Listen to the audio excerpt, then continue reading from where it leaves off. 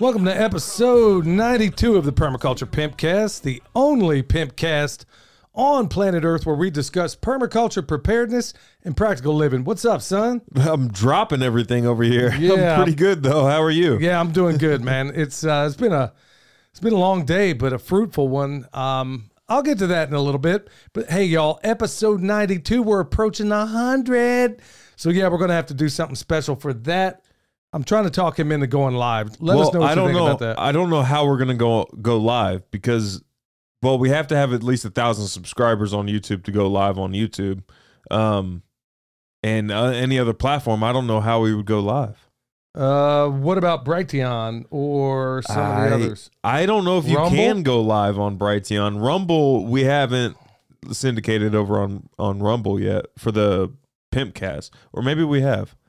I can't remember. Yeah. Maybe we can on Rumble. I don't know. Let's give it a shot because, hey, y'all, let us know what you think. Email us, let us know. And if that's something you're interested in doing, I would like to do a call-in portion of it if we could somehow make that work.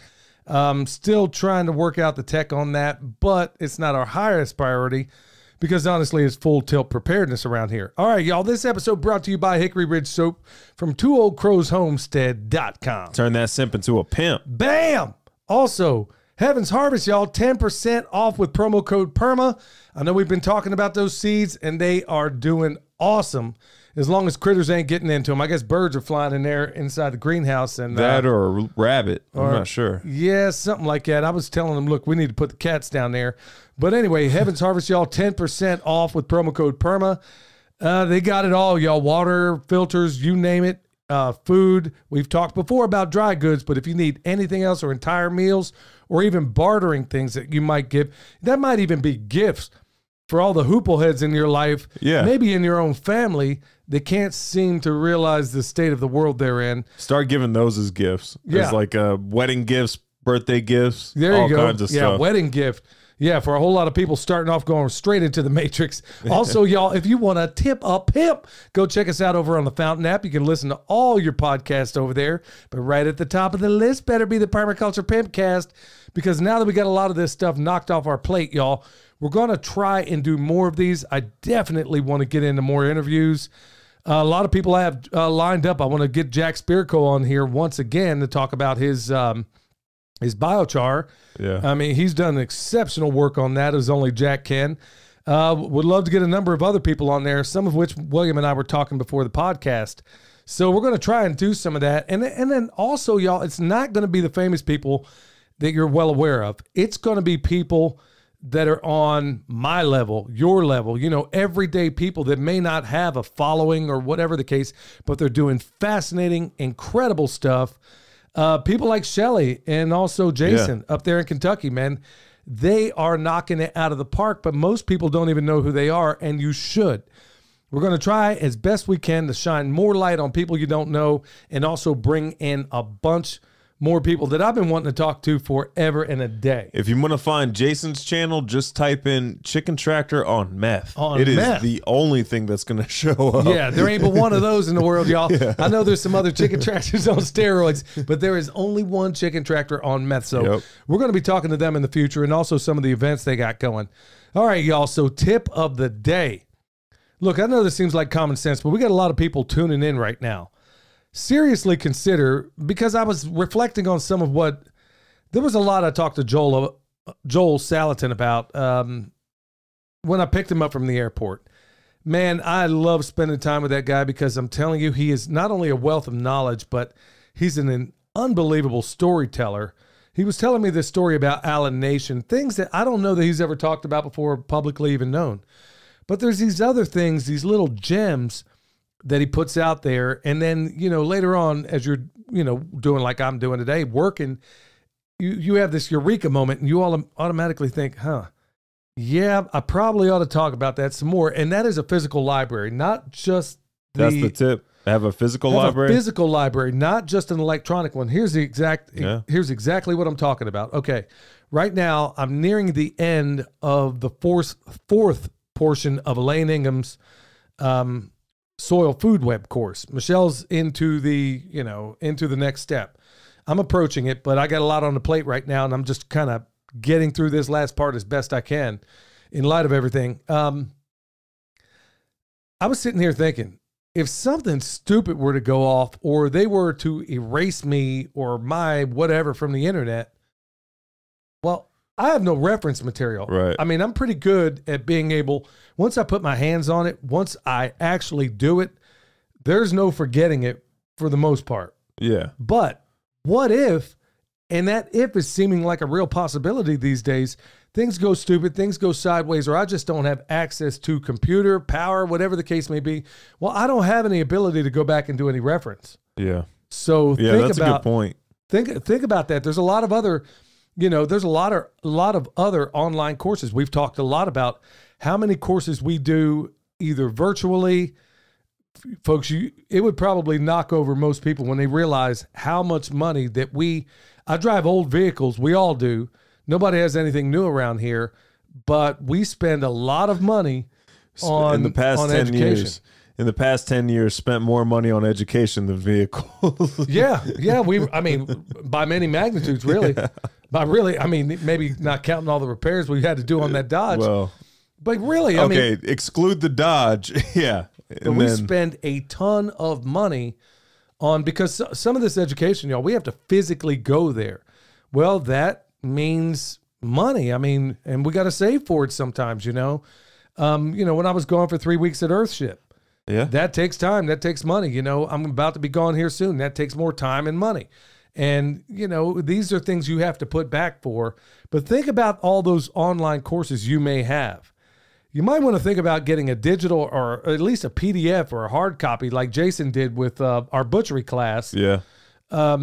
Which you can do as well. If you get it, you can print off those sheets and then put it in like a binder and then put it on the bookshelf. Yep, that's exactly what Jason intended, was for you to take that, put it in a binder, put it on some quality paper, and then that reference is always there. Yep. Get it laminated. Here's a pro tip. Get it laminated so you can bring it out there with the pigs with you. There you go. Then you can spray it off when you wash off your hands or whatever else you get on it. But the truth of it is, I mean, when you get down to brass tacks with all this stuff, y'all, we live on shaky ground. I know a lot of people are not considering that, but really get physical copies of everything you can. You need that reference material. All right, we're going to jump right into the farm news. Well, it's been Bone Sauce 101 along with everything else today. For me, it's been basically, we had some decent weather. We had some wet weather the other day. And then, of course, our stocks were running low because it seems like everybody's finally discovering bone sauce and what it does. Yeah. And apparently a lot of people are telling other people about it. And that's how it's gaining traction. People are finding out. Well, I don't always have time to make it. Everything has to be perfect. Can't be raining at the time. Well, since we had a little bit of open weather, I mean, usually if I'm lucky, I can get one burn per day to make this stuff. Yeah. And today, right before starting this podcast, I literally got the other ones kicked off and running. So we'll just see exactly how that pans out. In addition to the bone sauce, we're out here clearing. Also, my compost.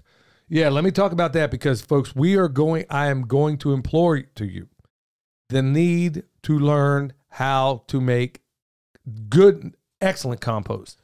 It ain't that hard. Complete compost. Yeah, that stuff you get, that garbage you get from these municipalities, there's no life in it. I remember Sean, the Modern Yeoman, he had some delivered to his place. Yeah, it looks nice and rich and everything. Well, I told him, I said, dude, it looks like, based on your plants, it looks like you ain't got any nitrogen in there. Sure enough, it didn't have anything in it. Yep. So it's just basically colored dirt. That's all they really give you. Substrate. Yeah, it's dirt. It's not even soil. Would you be better off with mulch? Yes, you would. I mean, well, probably. It depends on what you're using it for. I mean, eventually the worms, they're going to transform everything they touch, but they got to eventually get there. But yeah, if you were just to go ahead and mulch some of these things, you'd probably be better off. I mean, in the long run. Yeah. Because there's a whole lot. Mike Adams did that documentary, Biosludge. Yeah. Everybody, you ought to check it out, and you'll never buy that garbage ever again. Now, there are ways to mitigate that stuff and turn it into something worthwhile, and we'll talk about that in maybe a month or two from now because we're probably going to be doing some of that. Yeah. My pile's down there. I thought I messed up the first pile.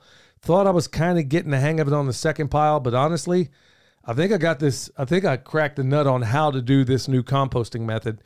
And folks, I'm just going to tell you, go out there and give it a shot. Now on Patreon, I'm going to expose more and more every detail about how I do this piece by piece. Yeah, we filmed a longer one today. Yeah, a longer Patreon episode today. Well, it's going to be that's more of an overview, but when I get down to it, I'm going to be doing up close and personal. And folks, that noise you hear coming through the microphone that William thinks he's being discreet about, I didn't think it was coming through. Blowing his nose.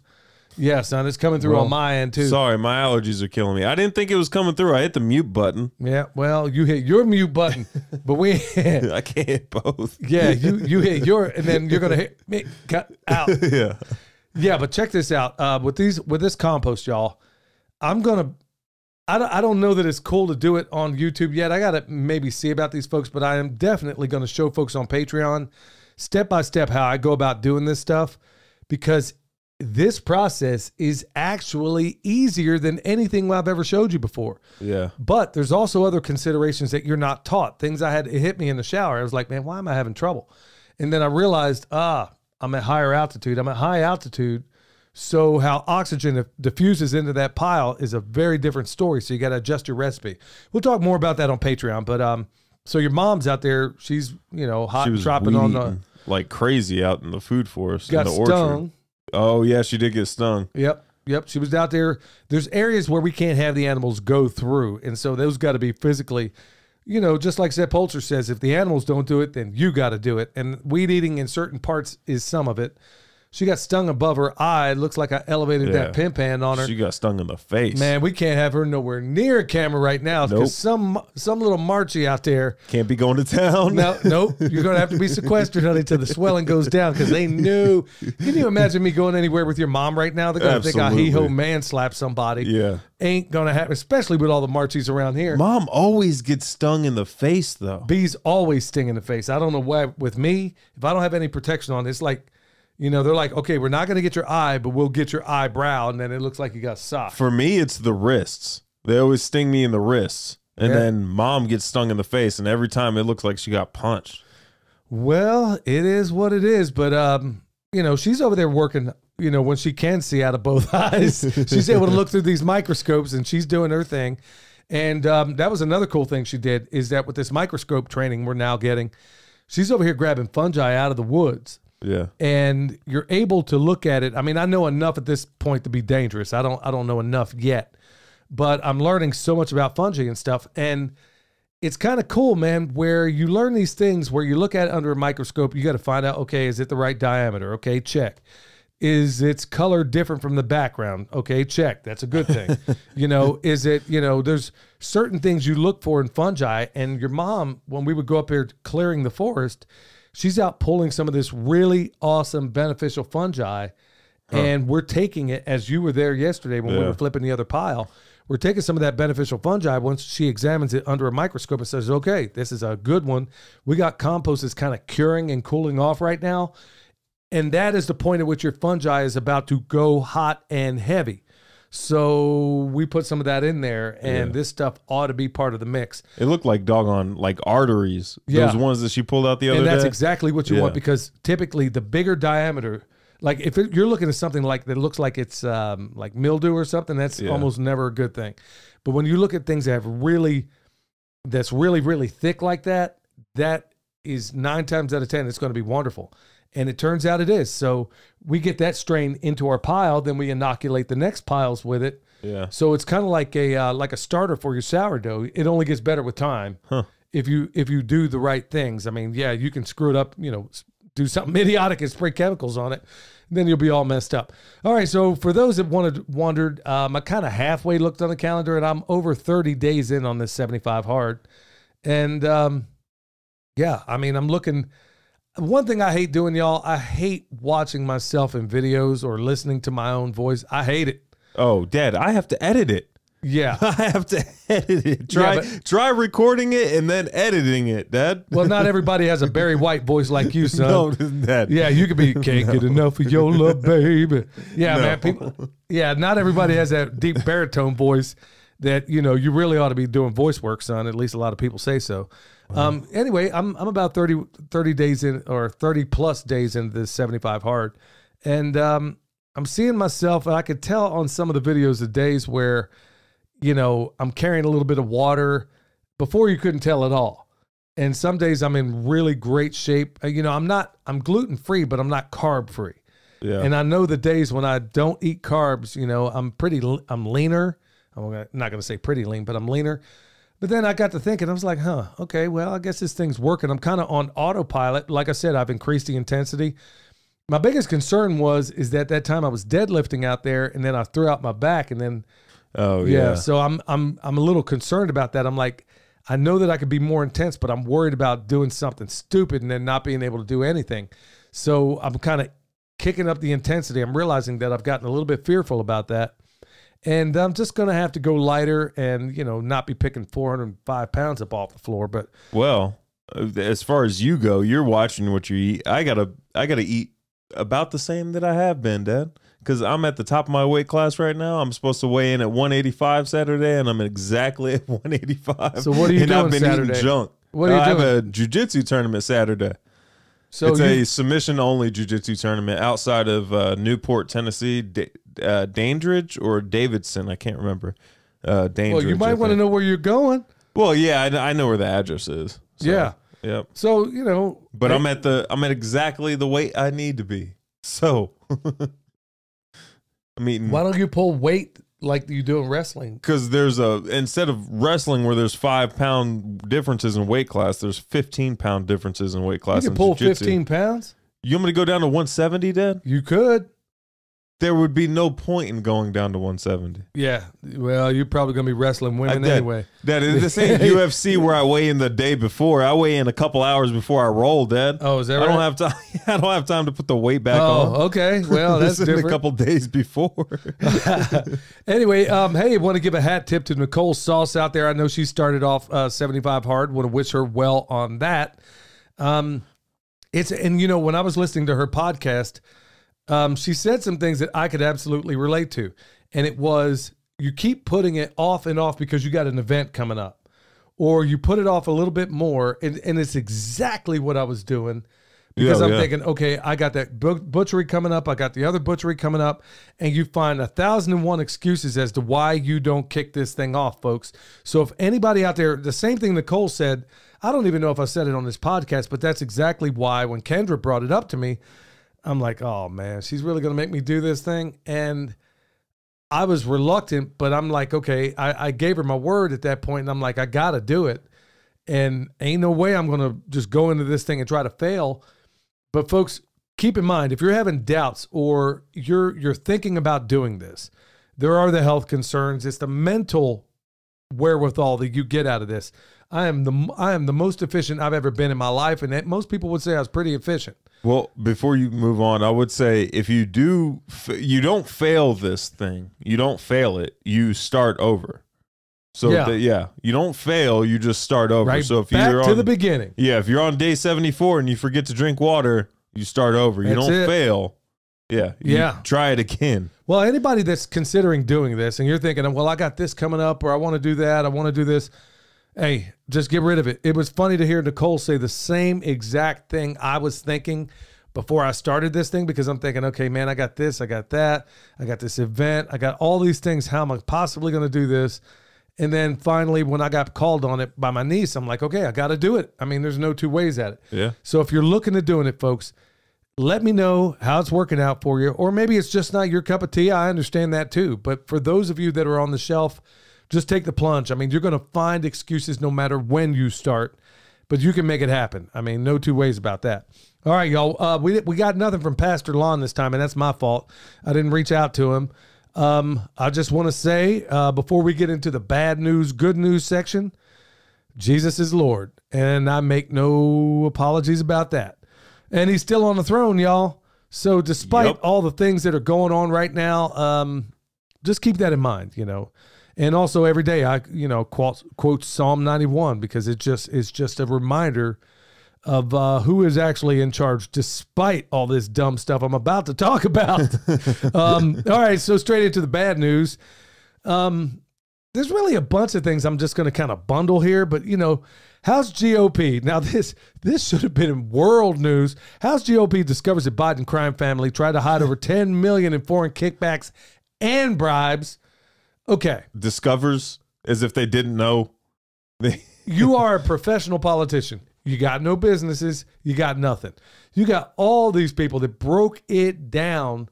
And then, of course, you know, you get this deflection. They broke this thing down to where any dummy could understand it. And there is not even a whisper in the mainstream prostitute media. Yeah.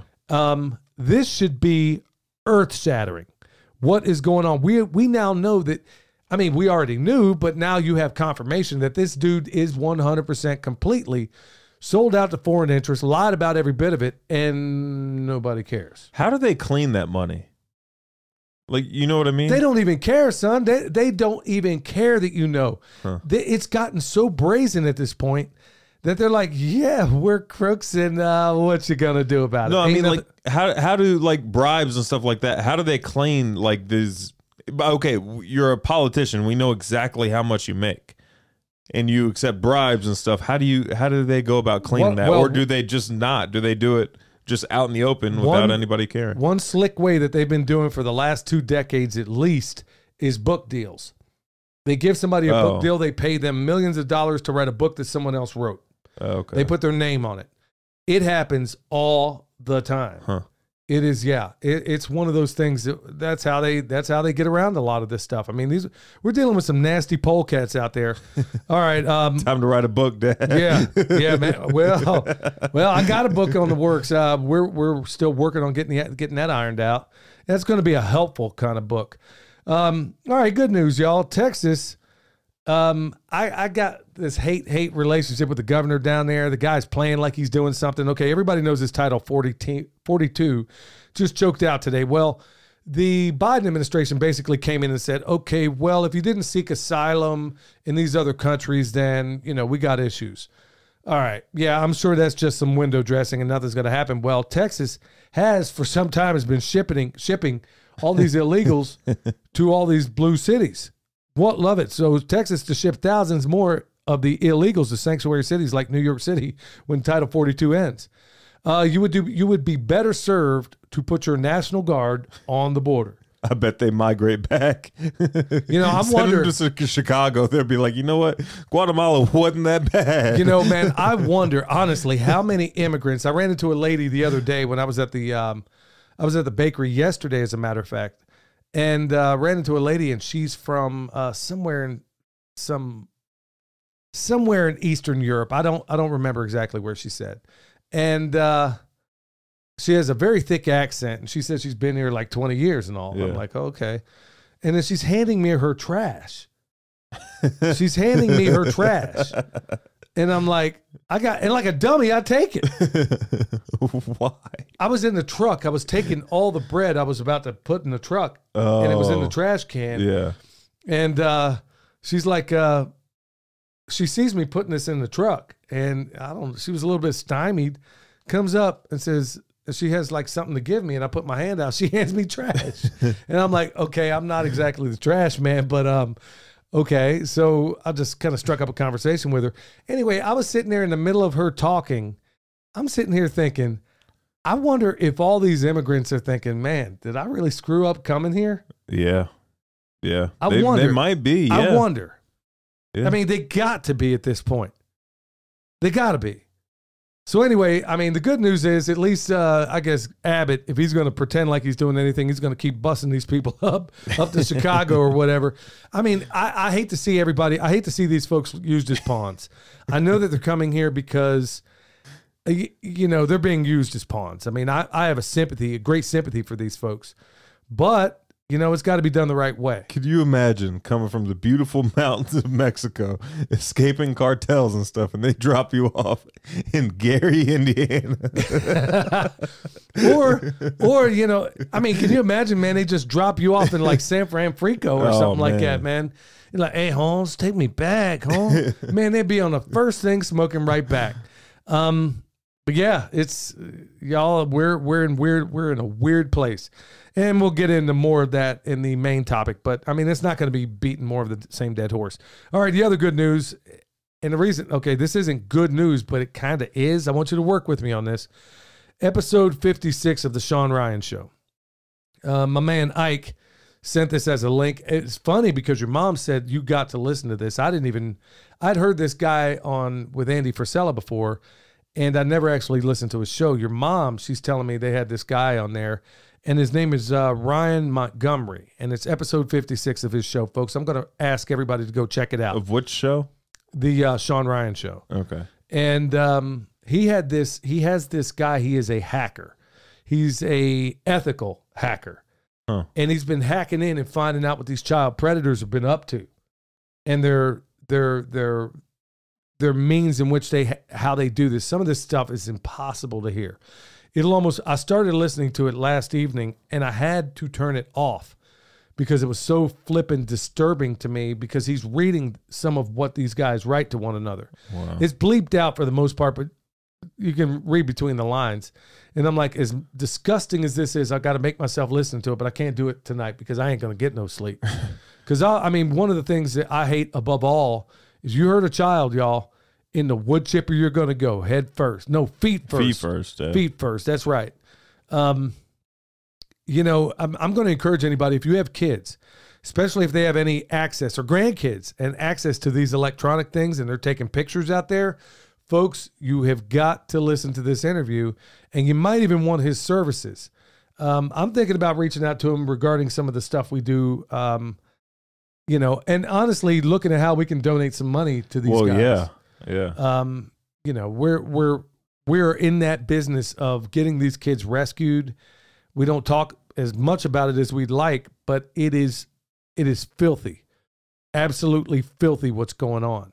And what this guy's doing is really something else. I mean, you hear his story in this thing. It's about a 2-hour interview, but folks, the reason I'm going to call this good news is that there is a good ethical hacker out there that decided to take it upon himself to put some serious, like Ted Nugent says, he's spotlighting cockroaches. That's exactly what he's doing. All right, y'all, when we get back, going straight into it.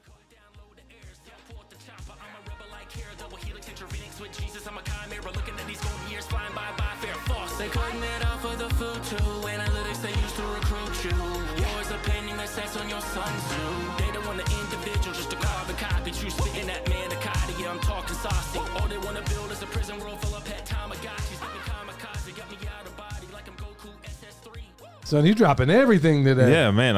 My phone keeps dropping off my lap. Yeah. Well, hey, that wasn't an earthquake, y'all. But just in case, they got EMP shields right now. in case it goes and knocks, causes a power surge in the form of an earthquake. Who knows these days? I mean, they do have seismic weapons. Subterranean nukes. Well, the EMP shield, they got $50 off with promo code PERMA. They also got the stuff for your house. Your biggest threat out there is going to be lightning. And anything happens, y'all, nobody covers you like EMP Shield. Also, that EMP Shield Micro works on all your vehicles, but it's pretty handy if you got some of those smaller ones or you want to get home. And the noise you hear in the background right now is one of our guard dogs tripping because somebody probably just came home. Emily just came home. All right, so main topic, y'all. I want you to seriously consider, and this is what brought this topic up. There's no shortage of topics I could talk about. I'm rereading Greg Judy's second book. It's very handy, and plus, there's a whole variety of other reasons I wanted to read it too. Really good information in that book, things you can take away. And I'm sitting here thinking at this time where inflation is going through the flipping roof, when times are only going to get more difficult. They're only going to get tougher. They're only going to get harder. Look, I'm not trying to I'm not here to blow smoke, and I'm not here to tell you lies. But honestly, if at the end of the day, well, how many people have you heard, well, I got chickens, I got rabbits, I got sheep, I got this, I got that. But they buy feed for all of those things. Right. Including the ruminants. And there's nothing wrong with that in a functioning world. Well, there's nothing wrong with that if you have a plan to eventually get off of them as well. Well, also, you're still reliant. I don't care. I mean, if at the end of the day, if you have chickens and you're still 100% reliant on going to go buy feed, you might want to consider it. Not only, I mean, right now you're already not money ahead buying eggs. Well, maybe you are today, but before you weren't, because the cost of feed. I mean, the one big benefit of it is you know where those eggs came from. You know your chickens are in a copacetic area. Everything's cool. But in terms of like going through Greg's book, Greg makes it very plain that, you know, he's all about saving some money. Oh, yeah. And he makes that abundantly clear. Watch his YouTube channel. I encourage everybody out there to go do it. Tell him Billy sent you. You think about it. When you read his book, he's in this section talking about the hair sheep right now. Yeah. And talking at the end of the day, if you have to constantly worm, you are out money for worming supplies. So it is in your best interest to cull heavily and get yourself a parasite-resistant flock, because frankly, once you get them on the worming cycle, it's tough to get them off of it. So once you start down that road, okay, so I got 10 years of ivermectin put back, but you still got a weak flock. Right. Yeah. Can they survive on grass? Do you have a flock that is adapted? For example, the ones we just got, up until recently, they were like anything, you know, they were eating forage that's very, very different from what they currently have. And I came across this part in Greg's book where he's talking about he got these Barbados out of Texas. And when he got them there, man, they were, you know, they had plenty to eat, but they were like, okay, tastes great, but less filling. What do I do with this? And they had no idea what to do with the forage at first. Finally, they got hungry enough and then jumped in. And then after about a year, the rumen started to develop, lost 50 of them out of 200 to parasite issues. But think about it, the 150 he had left were parasite resistant. Yeah. So think about your inputs there, especially when it comes to a sheep. We can go through all of them. Your input costs, when you don't have to, first of all, everybody doesn't even calculate their labor. You know how much labor it costs to go through and sit here and drench every single one of those sheep to give them ivermectin, whatever the case may be. Number one, you're out your time. You're also out the expense of having to have it. Okay, that costs you money. That means your homestead is losing money. Okay, same thing with pigs. So the only thing we had to worm as of late, well, like when we got those pigs, man, you couldn't find pigs anywhere. And they came from these brothers that were selling these pigs, and typical. Out in Statesville, North Carolina. Yep, come back, they're wormy, got to leave them in the barn for a while, had to chase them worms out of them, and then they started putting on weight. And, you know, but think about it in the regular world. Okay, I understand. Not everybody is going to go out there and raise pigs the way we do, where they use waste streams out of out of restaurants or whatever. Good, solid. I mean, I'm talking food I could eat. Well, you were talking about the worming. It's not just the feed that you need to try to get rid of as far as your outside inputs. It's also like the everything in between. Like for the chickens, the oyster shell and the grit.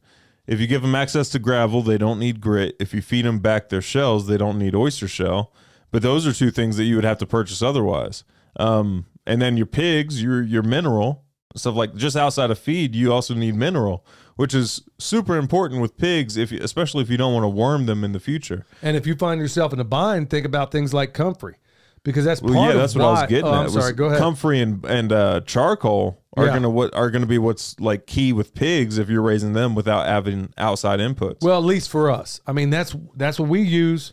Charcoal. Charcoal, I mean, honestly, biochar is even better. Plus, it's going to be activated when it comes out the back end of them. Yep. And it's dragging out whatever parasites. I mean, pumpkin seeds if you got them. And then protein also acts as a fodder, or not protein, comfrey. Yeah, comfrey acts as a high protein fodder for the pigs as well. Plus, it's bioaccumulated. They will eat this stuff. I mean, all these idiots that tell, oh, well, it's got liver toxicity. Man, we fed this stuff by the freaking armload to every animal we have. And not once, when I process a pig, not once has that liver looked anything but perfect. Well, okay. Ever since they made that claim, there has not been a recorded case of that happening. Yeah. Of liver toxicity. So look at where these studies come from. Yeah, they only came up with liver toxicity because they figured out how to synthesize the active compound allantoin. Well, think about this. Going back to our main topic here as far as the reducing and eliminating inputs, well, think about if you can't get these inputs. We've kind of talked about that before, but we feed it anyway. I mean, our pigs, I mean, I know in the past we've given kelp, and we might from time to time now, but honestly, we've been doing just fine on charcoal and comfrey, and we make comfrey hay out of it. Yeah. This is exactly why we sell this stuff like it's going out of town, because people are finally waking up to the benefits of this stuff. It also goes in the first aid kit, really. Yeah. I mean, like, okay, so I'm milking Ben and Denise's dairy cow right now. They're at Joel Salatin's doing a Rogue Food Conference. So I'm milking their dairy cow.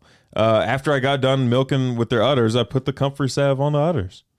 How about that? Yeah, it works. Yeah, so I mean, all the way around, you have so many different ways in which you can reduce and eliminate these wastes. And folks, you're going to have to. You're going to have to. You're no longer in the position, and neither am I.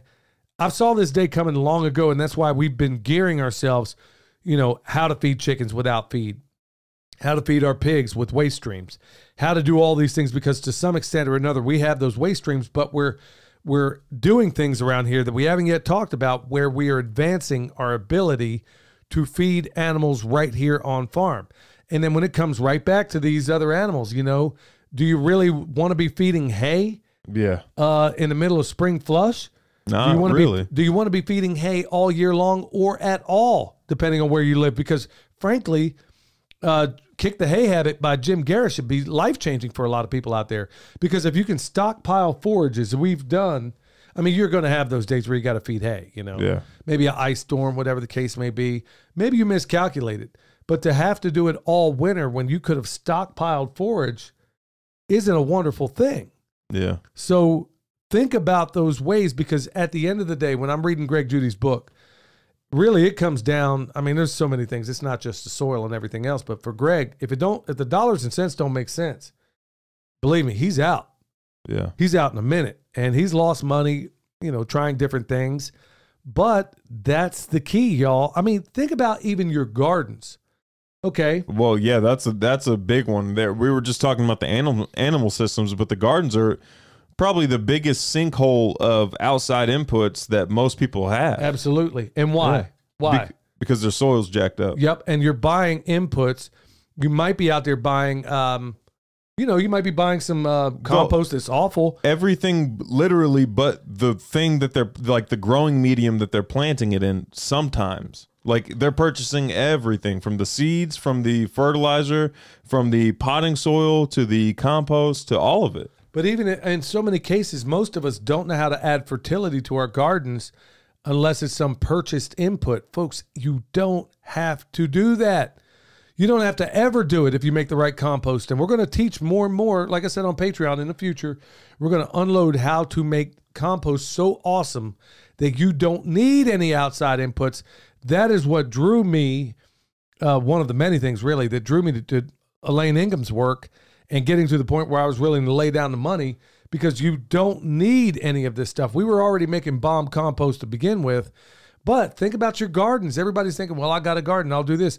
Well, how many people that are saying that in terms of preparedness have actually got a means of resupply for your garden that isn't outside inputs? You can take a system like your garden, which is 100% outside inputs, and you can turn it into a system that is completely 0% inputs. And it's the easiest system to do that too. Yep. It's the system you can do that to this season, really. Yes.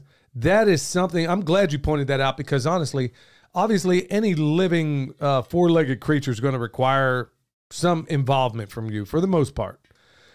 But in your garden, you have your microbes, if you're smart about it, doing 99% of your work. And then honestly, you find out that just by making really excellent compost, compost tea, compost extract, that your need for outside inputs ever changes forever, as long as you don't get in. And plus, let's think about all these so-called fertilizers out there. They're salts. That's really what they are. Yeah. They're just salts. They're going to leach out of there. Your plant is getting very little from it. That is one massive thing I wanted to talk about. Also, your trees. That's another area where people are going out there spending. Okay, so yeah, you may have to go ahead and get some bone sauce to protect your investment, because a tree is an investment. It really is. I mean, think about what it does, if for no other reason, for your property value. Yeah. So you can't have deer going in there. You can't have spike bucks in there, you know, tearing up your trees and girdling them to the point where you can't do anything. Well, you know, you might have to spend a little bit on some bone sauce, but after that, you got to say, okay, I got a tree now. what do I do at this point? I got this tree. It's here. Now what? What do I do? Okay, for a lot of people, they're going to get, because they didn't worry about the soil, like we said, go back, look at Fukuoka's work, check out Dr. Elaine Ingham, Mark Shepard, Joel Salatin. I mean, all these people cover the soil, and I mean, Greg Judy, you name it, and there's a whole host of others I'm leaving out. But even in your tree systems, like we've taught within this permaculture orchard setting, it should be a self-feeding loop. Yeah. It should a completely closed loop system. Think about it. Right there next to right next to our apple tree, what do we have going? We have a nitrogen fixer practically out of the same hole. Yep. Okay. And it's a nitrogen fixer, like in this case, a false indigo, that I can coppice. Okay. That means cut it off near the soil.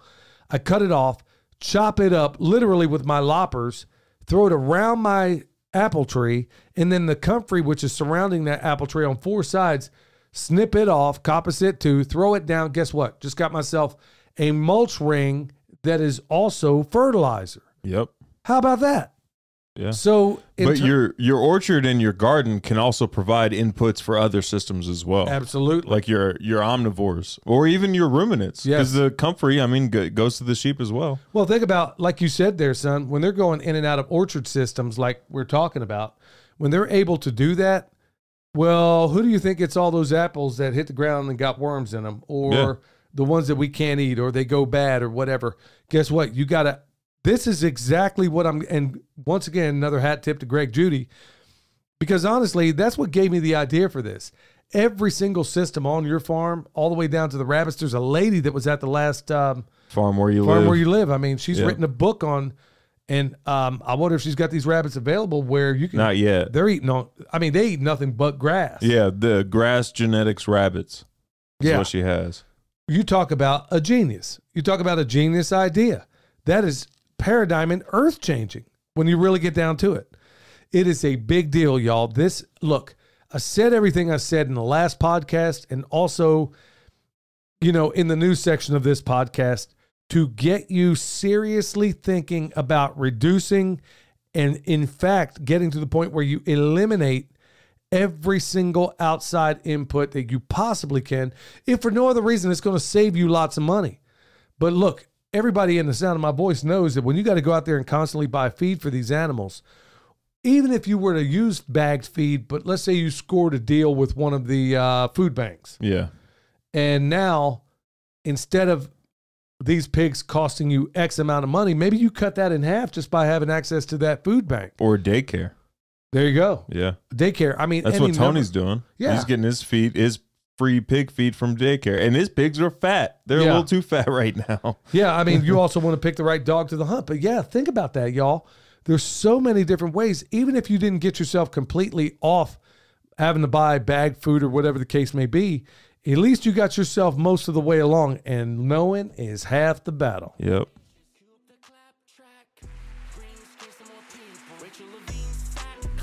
Everybody worked up about Elon, buying Twitter like he gon' save us. Left and right, squabbling while he got chips for your heads, calling him courageous. No bueno, I answer to no one, start calling me NATO. Digital cheese on the way though.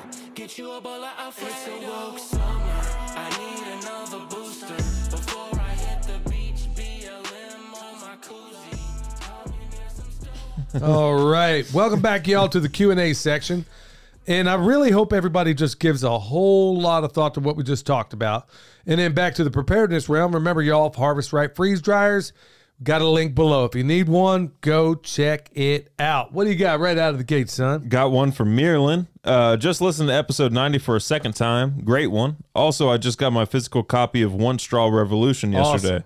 Been on the deer antler velvet and changed absolutely nothing about my diet/exercise. I've lost 6 pounds and can't wait to see what happens when I start lifting again, once my bruised ribs heal. Hashtag stay alert, stay alive, beginner once, student for life. Man, that's what I'm talking about. Man, that awesome. just makes my day to hear that stuff. Yeah. That deer antler velvet, I was kind of slipping myself. Yeah, your shipment just came in today. Yeah, well, I haven't been taking it as religiously as I was. I mean, honestly, man, I wasn't even doing anything, and I was putting on muscle and losing fat, and I didn't know what was going on. Yeah, that stuff is awesome. Yeah, but it definitely works. Might give some people attitudes, depending on how much they take. I guess that's a hint. Yeah. No, there was a lot going on at that time. Dad had just went out of town. I was doing 75 hard, and I was stuck in a house full of women. Yeah. The guys understand. Yeah. Well, there is that efficiency quotient that was getting on your back too, but I was chalking it up to deer antler velvet. All right, y'all. We got one from Matt here. It says, I just learned about this. And he was basically talking about those sketchy vans that we did in that video the other day. Can't believe how much legs that video is actually getting. And apparently a number of people out there have had exactly the same experience. Yeah. So, yeah, he's thankful of that. And y'all, this is why I told you, go check out that Sean Ryan interview. Man, you got to check this out, folks. I know there's a number of you out there homeschooling your kids, but man, if they got any access at all to the internet, you have got to listen to this interview. If not even for your own family, maybe you got nephews, nieces, cousins, just people you know, maybe they're friends. This is stuff that we just assume. I don't even want to go into it, but y'all stay alert, stay alive. It's your turn, Dad. I just read that one, son. Oh, my bad. This is from Strato Ghost on the Fountain app. Hello from Michigan. I've prayed to God for guidance as to if I should move to. Hold on. I've prayed to God for guidance as to if I should move to more admissible state. Since I've not heard anything, I guess I'm where God needs me. Here's 500 sats. It ain't much, but you all are a good investment. Thanks for the podcast, Bone Sauce and Comfrey. Oh, thank you so much for your business. And thank you. I mean, y'all, we are thankful to everybody out there. I mean, we know, I would say you can do business elsewhere, but you ain't buying Comfrey or Bone Sauce from anybody else. But well, you might. Yeah, well, you might. Bone Sauce. Yeah, there you go. But you know, we do thank you, y'all. It's a massive support to us. And if you knew the full extent of where you're, look, we don't talk about a lot of the philanthropy we do because, like Jesus said, that's your reward. You know, you do this to be seen of men. But y'all, there's a lot of money, especially as of late, that we've been doing some really incredible things with, and I'm reluctant to talk about it for those reasons. But well, yeah, I don't think we should. Yeah, no, I'm not going to talk about it. But y'all just know that there's a reason we don't drive fancy cars. You know, I mean, if I can just save one child, I would live in a freaking dumpster. I mean that, and I would be happy to do it. If it just meant I saved one kid. But yeah, back to those sketchy vans. Stay away from it all. And once again, thank you all for your support. It goes to really good stuff. And it also puts bread on our table. Got one from Elisha here. He's wondering about black walnut trees. He's also in a in a high desert. And he was asking about some of the trees he could plant near. Now, really, maples, oaks, cedars. I wrote back to him, maples, oaks, and cedars are the only ones I know that do well around them.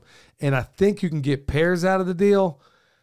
Don't quote me on that. There may be a few others, but those are the only trees I ever seen growing around them. So outside of that, you might have to try. I mean, they're highly allelopathic. I mean, black walnut is my favorite nut. Yeah. It is my favorite absolute. If you said, hey, well, I don't know.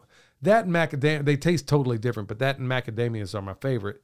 And macadamia is mostly because of the fat content, but honestly, that flowery taste of a black walnut, I just don't understand why it's not more popular. Because it's way more aromatic than a regular walnut. Maybe because people wipe them out for either the lumber or because of their allelopathic. Well, I know they're tasty. I got one from on the YouTube channel, Permaculture PIMPcast. I got a comment from Lattice and Tomatoes. I have a gardening small group that I started to meet people from church. It's a big church. Well, 3 years later, it's grown and people are hungry to learn. I have a lot of young people in apartments or condos in my group, as well as some families in subdivisions and even a couple with a legit farm. So here's my question. What do you think is the most important lessons to teach? They are from such varying backgrounds, but they all really want to learn, and I don't want to waste that gift. I'd love to hear your thoughts. Well, go ahead, son. Man, teach a PDC.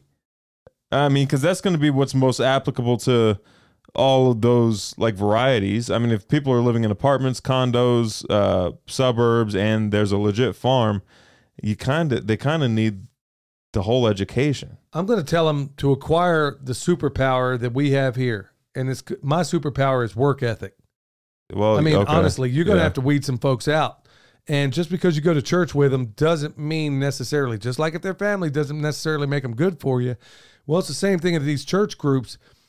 There's a lot of folks that are also into this for, a social suck-up session, or it could be any number of other things. But I don't know that they're doing it together, though. Oh. I think it's like a gardening small group. Well, even still, I would highly encourage everybody. First thing, you don't be afraid to sweat. Well, yeah. Don't be afraid. Yeah. I remember, one lady, well, there's been quite a few of them in Oklahoma and Texas. If I had a nickel for every one of them that said, I hate to sweat, I'm like, is this something they heard from Oprah? What is it? Because too many were saying it. I sweat driving down the road. I don't know. I sweat all the time. There are people that have this. I don't know where it came from, man. They are afraid to sweat. I would seriously get these people to examine their own work ethic. That's literally, I thought about it the other day. I really ought to make a shirt. Work ethic. That's my superpower. Yeah. But really encourage these people, acquire one of those. Obviously, knowledge is going to be. But honestly, all the knowledge, there's a whole lot of people I know with a lot of head knowledge. We know people that got more degrees in a thermometer and ain't got no common sense or work ethic. I think I've figured out the most important thing to teach them. It's all start small. Like on a practical homestead level or farm or anything like that, start small. Because chances are if they're new to it all, they're going to start way too big, get overwhelmed, and then quit. That's great advice. It really is. There's so many different places to go. I wish I had more time to cogitate on that, but honestly, I'm going to say right off the bat, work is a 4-letter word, but somehow it's been made into a pejorative.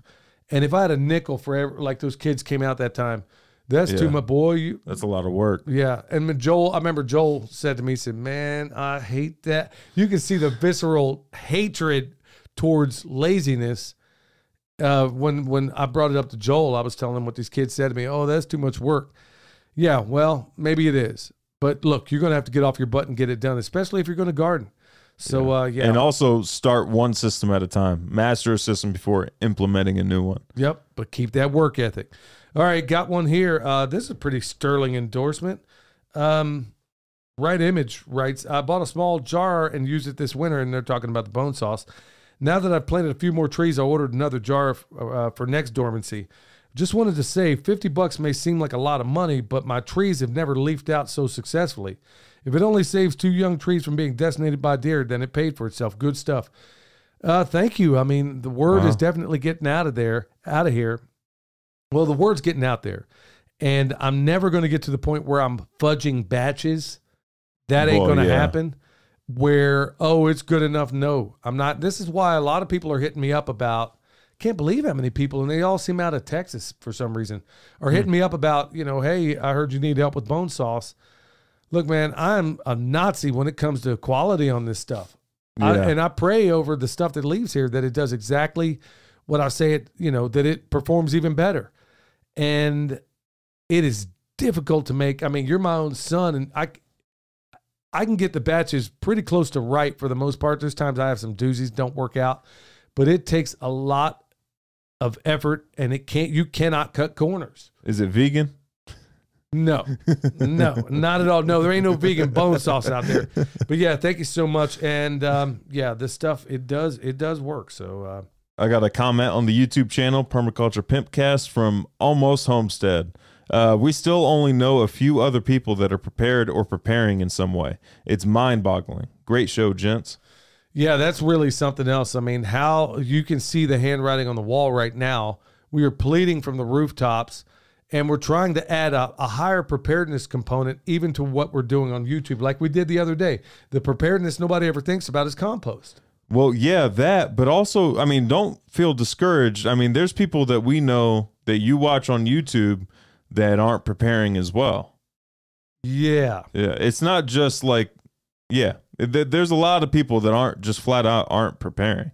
Yeah. I think fundamentally people assume that you got your stuff more together than you do just because you have a YouTube channel. And, that's self-published. Yeah. A lot of these, there are some of these big ones out there that aren't really, I mean, it's more of it's a how do you say it? It's more of a job. Yeah.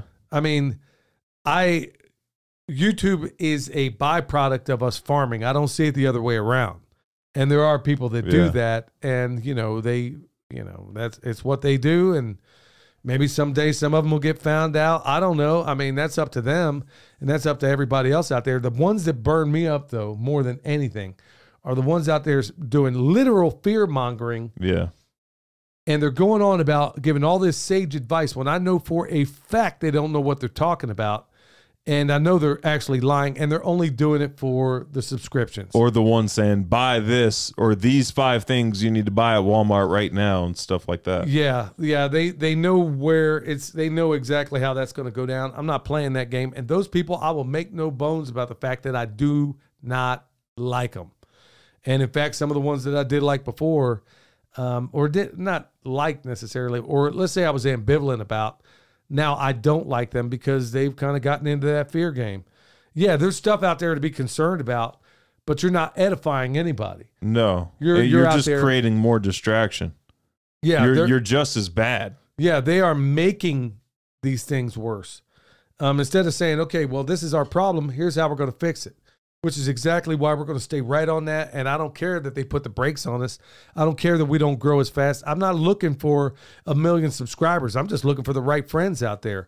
And thankfully, through this platform, man, we have met some fantastic people every time we go to one of these events. Yeah. I mean, I can now say I got friends all over this country, and I dare say the world, just because if this platform was available for nothing else, it was worth it for that reason alone. Well, we've got 5% listenership in the UK. Well, how about that?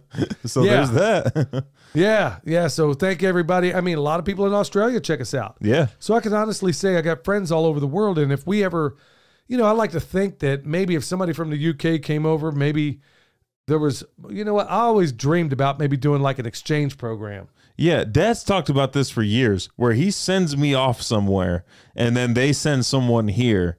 Dad, you can't just be sending me off places. Man, you're the emissary, son. How does this... You go. I'll go. I mean, but I was thinking... You go visit. How cool would it be to do something of an exchange program where, honestly, one of my dreams is to go over there and train with Italian and French butchers, maybe even some Spanish butchers. I want to go over there and train with those guys. And I thought maybe, how cool would it be if we could do some sort of exchange program? And maybe that's something to consider even in America, but you got to be reasonably assured that the person you get coming has at least some working knowledge of something that they could impart, Yeah. Not some tourist. Not a woofer program where it's somebody who doesn't know anything who's just treating it as a vacation. But I'm saying, like, maybe there's a permaculture farm over in the UK that has something going on, and maybe I can go over there and learn from them, and maybe they could send somebody over and learn from us, and then we cross-pollinate. Not just through YouTube is handy for that in a lot of ways, but I really think that it's awesome if we could be able to cross-pollinate with people in a 3-dimensional kind of way. Oh, yeah. I was considering going to Jordan, to go over there, seeing the desert site with my own 2 eyes, and meet Jeff Lawton for a little while. I still think you should. Yeah, I'm going to have to see what the world's doing at that point, but I know Eric's going to be there. It'd be cool just to hang out with him and honestly go over there and kick it around with the Jordanians, man. So many of us are told so many lies about so many people over there. And when I met those people the first time I was over, they were awesome people to me. Well, while I was in Australia, they had some people that were from Jordan over there. At Jeff Lawton's farm, and the one grandmother of the family was talking about how in Jordan it's not as war torn or as crazy as a lot of people think. And she was saying we have Muslims living next to Jewish people living next to Christians, right? And then look at Operation Mockingbird, and that's exactly the media we have right now. They want us to believe that everybody else, like Kennedy said, we all inhabit. Like John F. Kennedy said, we all inhabit this small planet. We all breathe the same air. We all cherish our children's futures, and we are all mortal. We all understand these fundamental things no matter where we come from. And they got everybody thinking that, most everybody over there is a terrorist. But, hey, went a little sideways on this thing. But, look, anybody's out there interested in talking about a foreign exchange program, maybe we might want to work with each other. It might be a wonderful thing. All right. Got Irene asking, okay, I'm trying to figure out how much bone sauce I need. We have 6 1-gallon fruit trees to plant. Does it also help with rabbits and other rodents? Thank you so much for your time. Well, thank you for your inquiry. I can never say that word right. A small 4-ounce for a 1-gallon, a 4-ounce jar of bone sauce should be plenty to do that. Just make sure you don't put it on anything green. You want to get it up to browsing height. And yes, it does a phenomenal job concerning rabbits. Now, all I have is anecdotal information when it comes to other rodents. I don't know that for sure, but I've been told that it works that way. I haven't personally examined, so I can't say for sure. Yep. Got one on the YouTube channel from Heath Hass. And it's regards to episode 83, how to waste less time. Excellent stream, gents. Thank you for sharing, and what a challenge to anyone who will truly, when evaluating existing and or lacking processes, apply the principles of discipline you shared. Hold the mind and stay the course. God bless. I had to read that twice. Yeah. So basically he's saying that's awesome if you got the willpower to do 75 Yeah, I'm we're all going to need a little bit of willpower in the days to come, y'all. I'm not going to sit here and sell you fear or anything like that, but honestly, having good mental toughness is a pretty important thing to have right now. I mean, I've been through clearly much tougher training for longer periods of time, but this time you're your own drill sergeant when you do something like that. All right, Jay's basically, I'm going to have to compress this, but basically he's got a whole lot of good stuff going on as far as the video that we did about compost kind of, got him to reach out.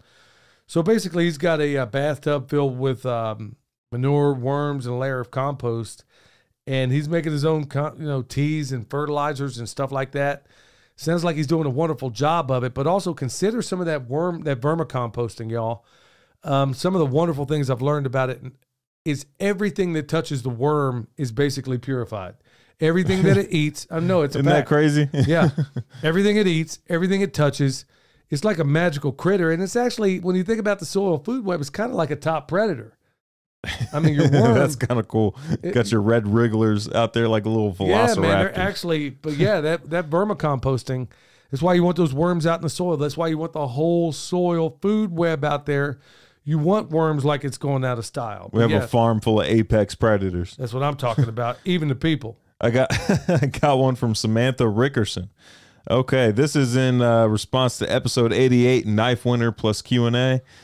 She says, okay, in response to the associates and the no eye contact thing, you got to realize they get them questions all day long, multiple times in a row, sometimes more than one customer at a time, and they all got their specific needs that must be met now. So I say cut them folks a break, especially at the big box stores. Just saying. Which ones? As far as the customer service goes, at like big box stores and stuff like that, and they just, okay. Yeah, you know what I'm talking about? Like the lack of customer service anymore? Yeah, I imagine. Yeah, those people are probably swamped. I never really thought about it that way. Well, here's why I'm not cutting them slack.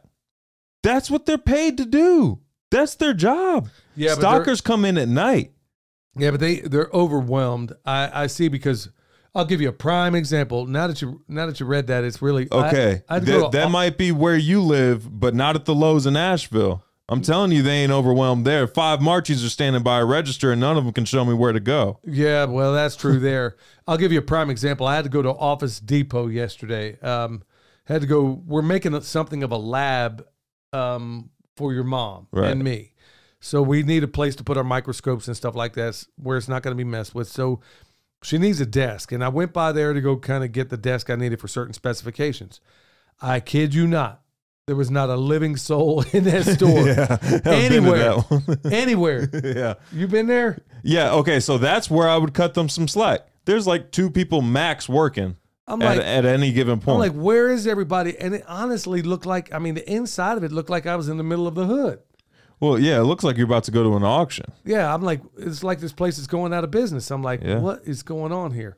In scenarios like that, when they're legitimately short-staffed, or the restaurant is full and there's one waitress or something like that, that I 100% understand. It's whenever I see 5 Marchies that just graduated high school, and all of them are too lazy to show me where exactly the item is that I'm looking for. That's the scenario I'm talking about, and that's the scenario that happens most frequently in this area. Yeah, it's except when you're in a Lowe's or a Home Depot, you come across one of them old timers in there, man. They always walk you right there. They know exactly where to go. I don't need you to walk me there. If you tell me on aisle 8 by the canned goods, that's good enough. But if you better be right. Yeah. Oh man, you better be right. Yeah, I had a couple of Marchies, man, send me all over this store looking for some plumbing parts, and I'm like, hold on, man. Backer rod. I went to the Lowe's in Weaverville for backer rod. They sent me to 3 different aisles before I finally found the backer rod on my own. Well, that's I 9 times out of 10, man, you're just better off just pulling up the phone app and looking for yourself. All right, got one from Mylan. Hi there, friends. Greeting from Missouri. Love your YouTube videos and your family. We recently fled California and learning to be self-sufficient. Fled. Everybody leaves California. They always seem they fled. To be self-sufficient and especially appreciate what you're doing. Recently learned about comfrey and our terrible eroded forest soil could benefit from it. Do you include the crowns with your root cuttings, or do you sell crowns as well? No, at the present moment, we don't, because when we say that we can't grow enough of this stuff, we can't. Yeah. So we're using the crowns right now. We're taking what crowns we do have. We're hoping by next year we can sell them, or maybe by later this year. But what we're doing right now with our crowns is that we need this stuff. It's tough to fill demand a lot of times. And so we need other propagation areas. But in addition to that, we're also taking this stuff and planting it in our pastures. I don't know why we never thought about doing this before. Yeah. But we're planting it actually in the pastures. So when we run animals through there, they can kind of help themselves. So this, taking it from one place, putting it in our arms, I'm like, this is stupid. Why are we doing this? Let's just plant it right there in the pastures. So we're putting it in the silvopasture areas, which seems to be doing pretty marvelous right now. Yeah. And in addition to that, we're going to start putting it. So right now we're taking all of our crowns and we're basically reinvesting it. Folks, we're not blowing smoke here. It is by far, it's probably sacrilegious to say as a permaculture designer, and we've said this a million times, but there is no, if we had to pick one thing I don't want to ever live without, it's comfrey. It's by far it's a perennial plant, and it's by far the plant that we plant the most. Yes, by far. Yeah. I mean, you would think, oh, fruit trees and all. No. That's out competing the annuals. Yeah. Yeah. Yeah. There is nothing more important that we grow around here than comfrey. We use it on our tree systems. We use it in our animal systems, use it in the garden. There's a whole bunch of it out in the compost pile. Yeah. I mean, this stuff, there is a reason we go on about it because, for years now, it's been serving us very well. I got one from Bonnie Bon on the YouTube channel. This is an amazing podcast, Joel. I cannot believe Joel sat isolated. This is episode 85, knowing when to change direction. I cannot believe Joel sat isolated. And yeah, nothing can beat his long-term experience and wisdom. I love this podcast, guys. Keep it up. There's so much more information in these than the videos because you can talk about whatever. Thanks. Well, thank you so much, because really that's where I'm feeling it most these days is in these podcasts, because like you said, I mean, we can do so much more. I can bring so many more people to you. And a lot of the other permaculture podcasts are always going to have somebody on there that is honestly a lot of times, I'll be honest with you, a lot of people in the permaculture world are freaking lazy. Or communists. Or, yeah. So I'm not gonna associate with these people. I would rather, I know for a fact that the moment the most productive people in the United States of Amnesia, and I dare say the world, once they realize the benefits that it's not all commies doing this, I think they're going to realize, oh, heavens to Murgatroyd. This is the best thing since sliced bread. And if they can see somebody like us doing this, talking about this, eat, sleep, breathe, all of our money is tied up in education. Not all of it, but you get the point. Yeah. I mean, my disposable income is tied up in learning more about certain things that I don't know enough about, that I can convey it.